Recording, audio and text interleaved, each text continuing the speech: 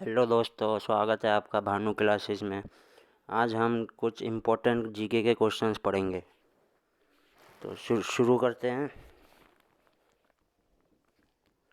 आज हम कुछ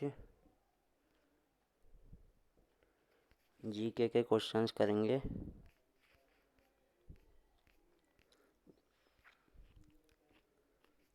तो शुरू करते हैं पॉलिटी से।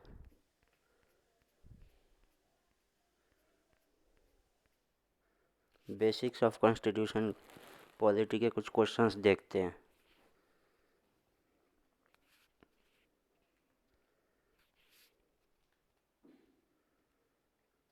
Out of the following which one is the fundamental right in the constitution of India. Fundamental right कौन सा है? राइट टू वर्क तो है नहीं, right to vote, right to opportunity, right to freedom. Right to freedom है, lock कर देते हैं। आगे चलते हैं। In the preamble of the Indian constitution dash assures the dignity of the individual. Preamble में क्या है जो कि डिग्निटी को एश्योर करता है? डिग्निटी को एश्योर करता है लिबर्टी, फ्रेटर्निटी, इक्वालिटी, जस्टिस। इसको हिंदी में देखते हैं।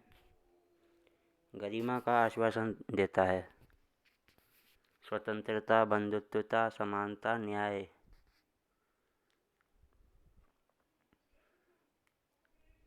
तो ये मुझे लग रहा है व्यक्ति की गरिमा, फ्रेटर्निटी लग रहा था मुझे। फ्रेटर्निटी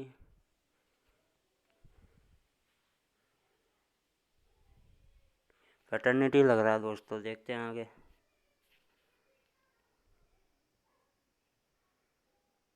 डिग्निटी डिग्निटी आगे देखते हैं। Which of the following is the related to the concurrent list of the 7th schedule of the Indian constitution. 7th schedule में क्या आता है कॉन्करेंट में? Tax tax tolls, factories, tax on income other than the agricultural income. तो concurrent में तो दोनों केंद्र राज्य दोनों के आते हैं सब्जेक्ट। तो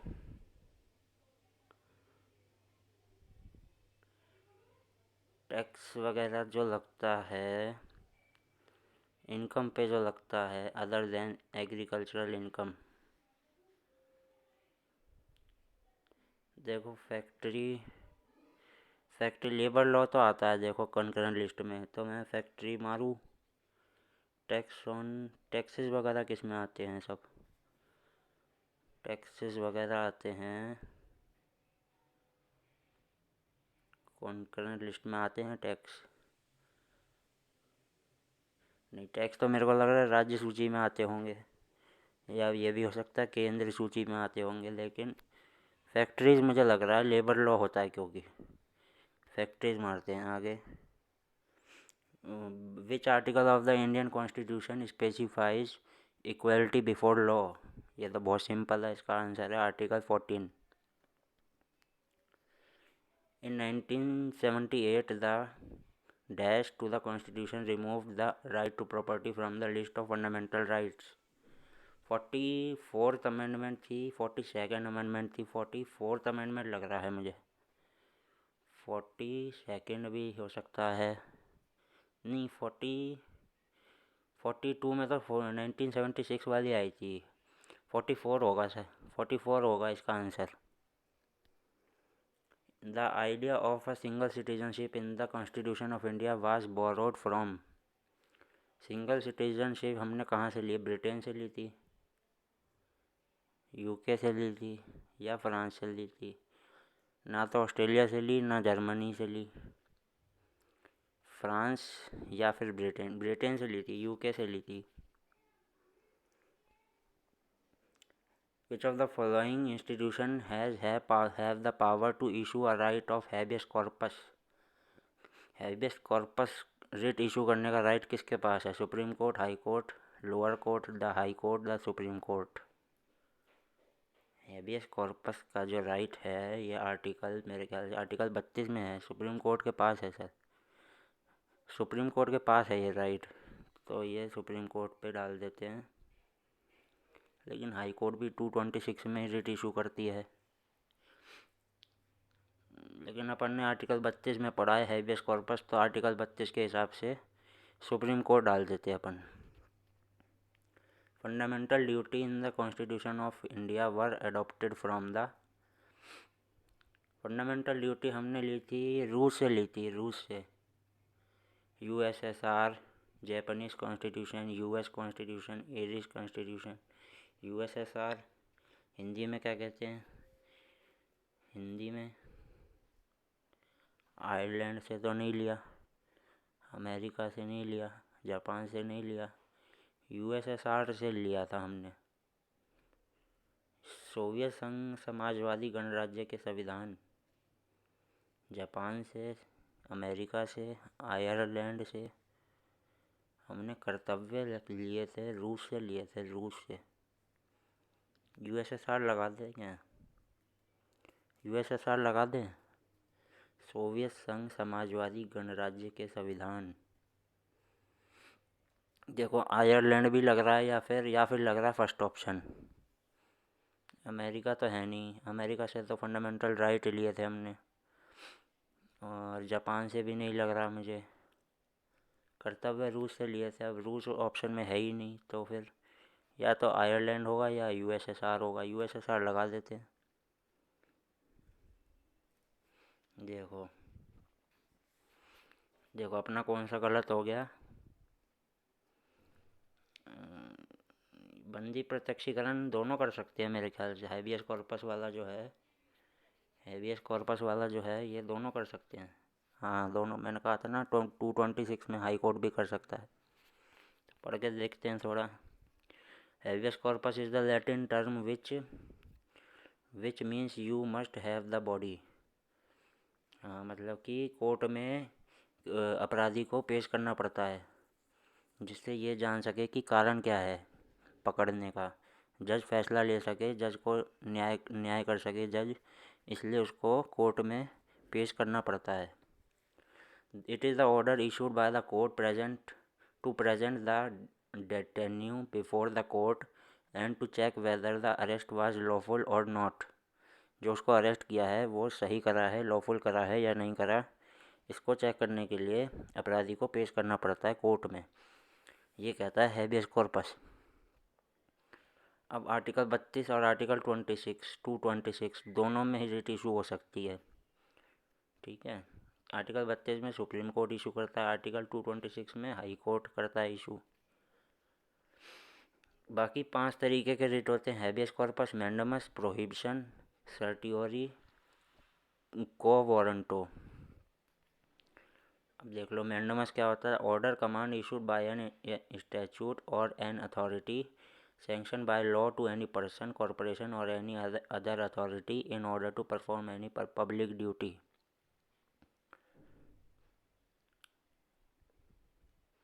ये अगर पब्लिक ड्यूटी को निभा नहीं रहा कोई ढंग से, कोई सर्वेंट है, कोई अपनी ड्यूटी निभा नहीं रहा, तो उसके लिए ये इशू होता है मैंडमस, ठीक है।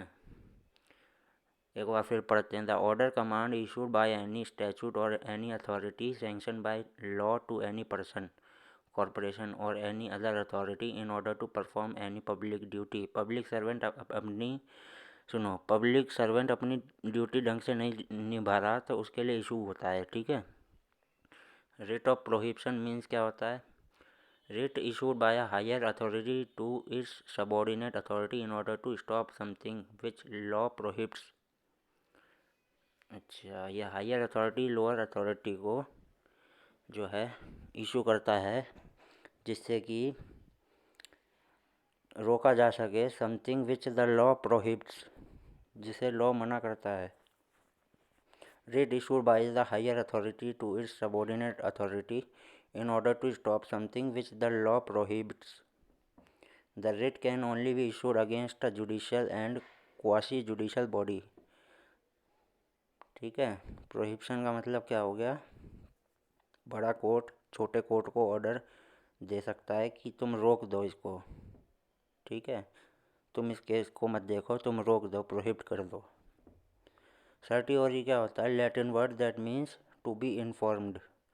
This writ is issued by the higher court to review the action of the lower court. Certiorari ये कहता है कि हायर कोर्ट जो है लोअर कोर्ट से ये करेगा कि तुम अपना दिखाओ क्या कर रहे हो, तुम क्या एक्शन ले रहे हो तुम, उसको रिव्यू करने के लिए उसकी फ़ाइल अपने कोर्ट में मंगाएगा हायर कोर्ट, उसको कहते हैं certiorari. Writ of quo warranto means by what authority.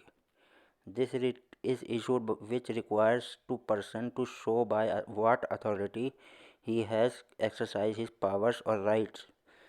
जैसे कि ट्रेन में टीटी होता है, टीटी से हम ये पूछ सकते हैं कि तुम्हारा आई कार्ड क्या है, तुम्हारे पास क्या है कि तुम हमारा वो ले रहे हो, टिकट ले रहे हो, तो तुम अपना आई कार्ड दिखाओ, तुम्हारे पे अथॉरिटी क्या है। तो इसके लिए इसके रिट इशू होता है इसके लिए क्वा वारंटो, कि तुम्हारे पास पावर क्या है, तुम्हारे पास अथॉरिटी क्या है। ये 5 तरीके के रिट इशू होते हैं, दोनों हाई कोर्ट सुप्रीम कोर्ट दोनों इशू कर सकते हैं, ठीक है। और कौन सा गलत हुआ हमारा? बस और गलत हुआ नहीं, ये छूट गया। ये क्या है? The first state in India formed on the basis of languages. Which of the following is the first state in India formed on the basis of languages? Hindi में देखते हैं। कौन सा भारत का पहला राज्य है जो भाषा के आधार पर बना है? भाषा के आधार पर मेरे ख्याल से आंध्र प्रदेश बना है सबसे पहले, या फिर केरल बना है। भाषा के आधार पर सबसे पहला राज्य कौन सा बना है? भाषा के आधार पर आंध्र प्रदेश बना है। हाँ सही है, देख लो सही है। अब इसके पढ़ते हैं। पहला राज्य ये बना था, आंध्र प्रदेश जो राज्य बना है ये बना है 1953 में, 1 अक्टूबर 1953 में बना है। लंबे आंदोलन के बाद तेलुगु भाषीय लोगों के लिए इस राज्य का गठन किया गया था, ठीक है। और देखते हैं कौन सा छूटा था। एक वरिष्ठ न्यायालय द्वारा एक अधीनस्थ न्यायालय और न्यायाधिकरण या लोक प्राधिकरण को दिया गया हुक्म या आदेश है कि यदि वह अपने कर्तव्य का निर्वहन नहीं कर रहा है तो अच्छा, जो वो है ना कि जो क्या कहते हैं, बड़ा कोर्ट छोटे कोर्ट को कहेगा कि तू फाइल दिखा, तू अपना काम ढंग से नहीं कर रहा, तू ऊपर भेज फाइल। तो ये कौन सा कहता था? ये कहता था हमारा सर्टियोरी। नहीं, ये मैंडामस कहता है। देखो कैसे। परमादेश का अर्थ सर्वोच्च न्यायालय, उच्च न्यायालय द्वारा निचली अदालत या ट्रिब्यूनल या सार्वजनिक प्राधिकरण को सार्वजनिक और वैधानिक कर्तव्य का निर्वहन करने का आदेश है यदि वह अपने कर्तव्य का निर्वहन नहीं कर रहा है। रिट 5 की प्रकार की होती है, जो ये तो हम पढ़ चुके। अच्छा, तो ये कौन सा? परमादेश, परमादेश है ये। परमादेश क्या कहता है? छोटा कोर्ट अपना काम ढंग से नहीं कर रहा तो बड़ा कोर्ट उसके लिए रिट इशू करेगा, हम आदेश देते हैं, ठीक है। परमादेश ये हो गया मैंडामस। बंदी प्रत्यक्षीकरण तो हमने पढ़ लिया है, बेस कॉर्पस। प्रोहिबिशन वाला कहता है मना करना। उच्च न्यायालय द्वारा निचली अदालत को जारी किया जाता है ताकि बाद वाले को अपने अधिकार क्षेत्र से अधिक कार्य या उसे अधिक अधिक अधिकार क्षेत्र में अवैध रूप से काम करने से रोका जा सके। अच्छा, प्रोहिबिशन ये कहता है, प्रतिषेध ये कहता है कि बड़ा कोर्ट छोटे कोर्ट को ये कहता है कि तेरे जुडिसडिक्शन में नहीं आ रहा तो तू केस नहीं कर सकता, तू मेरे पास भेज दे अपना केस, ये कहता है। उत्प्रेक्षण प्रमाणित करना, सूचित करना। और देखते हैं, ये 10 ही हैं क्या? चलो देखते हैं, 1 मिनट। इंग्लिश में जो पढ़े थे हमने,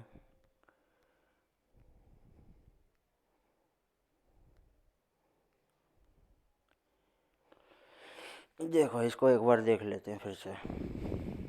अच्छा इंग्लिश में करता हूँ इसे।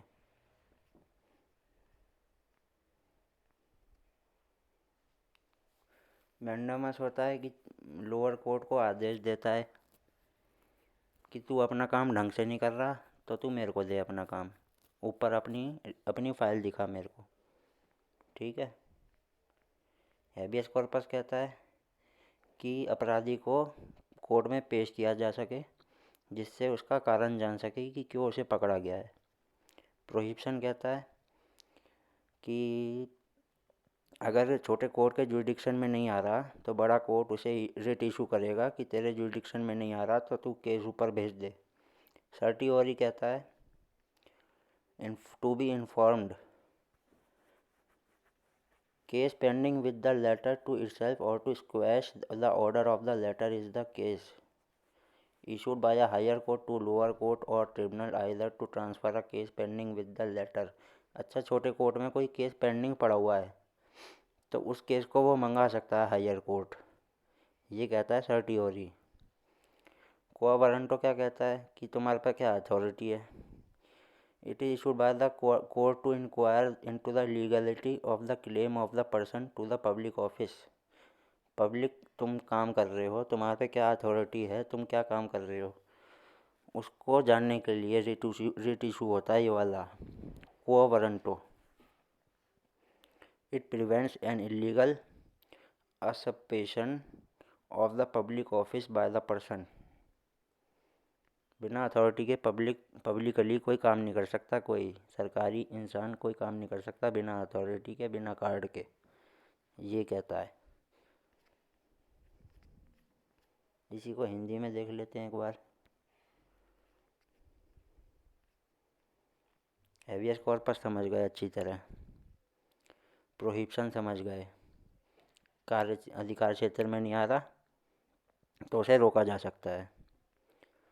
उत्प्रेक्षण समझ गए, सर्टियोरी सूचित करना, लंबे समय तक पेंडिंग पड़ा है कोई काम तो उसे आदेश देके रद्द करने के लिए जारी किया जा सकता है। ठीक है। लास्ट वाला जो था क्वो वारंटो, किस अधिकार या वारंट से, अच्छा अधिकार भी पूछा जा सकता है। समझ गए ना पांचों रिट।